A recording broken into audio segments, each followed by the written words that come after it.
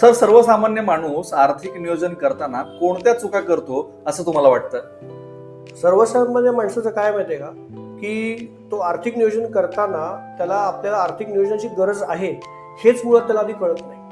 आणि तो आलेला पैसा पहिल्यांदा इतरत्र कुठेतरी खर्च करत राहतो आणि कधीतरी त्याची आयुष्यातली वेळ निघून जाते आणि मग त्या जाणीव होते की अरे मला आर्थिक नियोजन करणं आवश्यक आहे.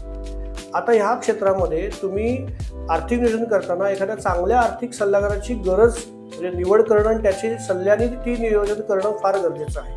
बरेच वेळा लोकांना असं वाटतं की अरे ह्यांना कशाला कमिशन द्यायचं किंवा ह्यांचा काही त्याच्यात वाटा असेल, म्हणून लोक इंटरनेटवर जाऊन वेबसाईटवर जाऊन वेगवेगळ्या इन्व्हेस्टमेंट कशा आहेत त्या बघतात आणि त्याच्याप्रमाणे इन्व्हेस्टमेंट करतात. पण त्याच वेळेला तिथे जे स्टेटमेंट्स असतात ती जेनरिक असतात, ती तुम्हाला गरजेची असतील असं नाही. त्यामुळे तुम्ही आर्थिक सल्लागाराचा नक्की सल्ला घ्या आणि त्याप्रमाणेच आर्थिक नियोजन करा, हे फार महत्त्वाचं आहे.